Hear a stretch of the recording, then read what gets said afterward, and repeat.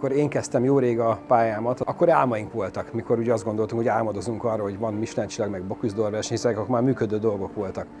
Aztán eltelt egy pár év, egy-két évtized, és akkor már terveink lettek. És hogyha eltelt újabb egy-két évtized, egy évtized mondjuk, vegyük így, akkor most már vannak eredmények.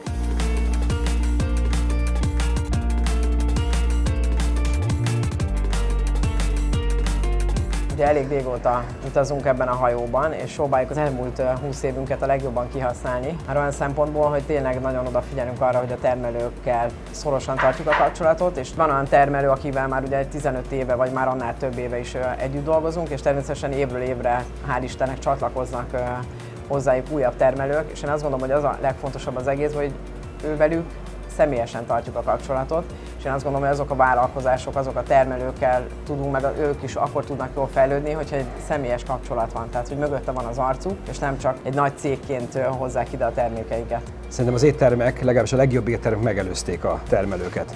És azért fontos, hogy beszéljünk erről, hogy minél több termelőnek fölhívjuk a figyelmét, hogy igenis van lehetőség, van potenciál a magyar gasztronómiába, és a magyar éttermeken keresztül tudnak kijutni a magyar piacra, de akár a világpiacra is a termékeikkel, hogy a magyar éttermek, a legjobb magyar éttermek szerintem akkor lennének a legboldogabbak, hogyha kizárólag nyilván kakaóbalt nehezen fogunk ezen az égövön termeszteni, de mondjuk az összes alapanyagot be tudnak szerezni Magyarországról.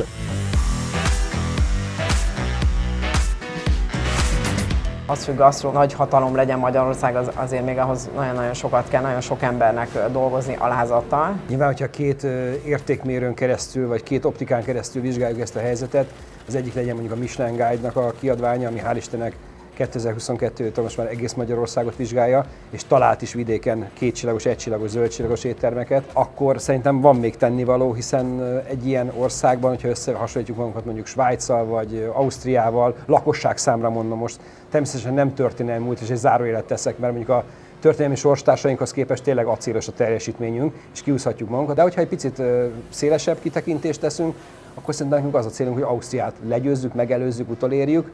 És ha Michelint nézzük, azért 3 csillagunk még nincs, szerintem még egy-két éven belül nem is lesz, de ez cél.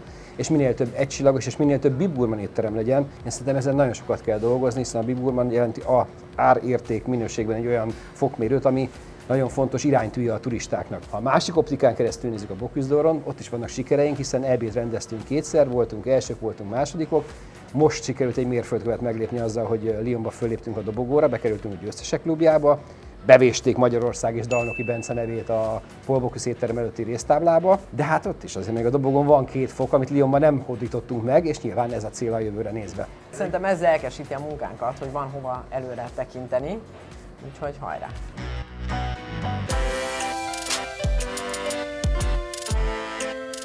Nagyon nehéz annál egyszerűbb és jobban célba találó üzenetet sugároznunk a világ felé, mint az, hogy egy vibráló gasztronómia van egy országban vagy egy városban, hiszen minden felmérés szerint a harmadik, negyedik legfontosabb döntési szempont az, hogy az adott régióban, amit megkívánok látogatni, ott milyen gasztronómiai élet van. Nekem nagyon fontos az, hogy a tradíciókat megőrizzük, hiszen abban a szerencsés helyzetben vagyok, hogy én a nyaraimnak a nagy részét gyerekkoromban ugye vidéken töltöttem, és ott ugye nekem a nagymamámnak egy hatalmas kert vette körül a házat, és ugye a kertnek a fontossága az abban rejlett, hogy azt becsbe tartani, és azt úgy gondozni, hogy utána télen abból volt a kamrában az eredel.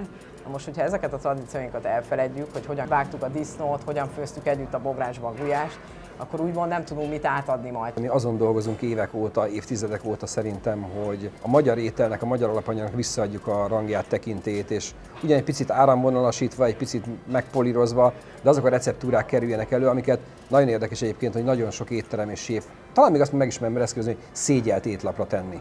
Vagy olyan ciki volt étre tenni, egy gulyásleves, vagy egy töltött káposztát, vagy egy brassóit, vagy egy somlóit. Szerintem ezeknek az ételeknek vissza kell adni a becsületet, hiszen ezek vagyunk mi. Én a világban azt láttam mindenhol, hogy mindenhol büszkék a saját ételeikre. Szerintem ma már nagyon nehéz Magyarországon 30-40 km sugarú költ rajzolni, hogy ne találjon be az ember valami tisztességes étterembe. Ma már nagyon széles a választék, és mindenkinek ízlése és pénztárcai szerint tud magának éttermet találni. A másik pedig az, hogy tényleg nagyon jó dolog az, hogy valaki egy kirándulást tervez csak a családdal. Tényleg vannak olyan jó helyek, meg annyira kis pici kis mini kis vállalkozások. Abszolút egy kirándulásra egybekötve egy fantasztikus, akár csak egy napon, de akár egy hosszú hétvégét el lehessen tölteni. És ez nem feltétlenül a fine diningról szól, hanem pont az, hogy annak a szellemisége, ami az adott kis lehet, hogy csak egy 10 vagy 20 fős étterem, de hogy ezeket megismerjük. hellohungary.hu. Hello új élmények!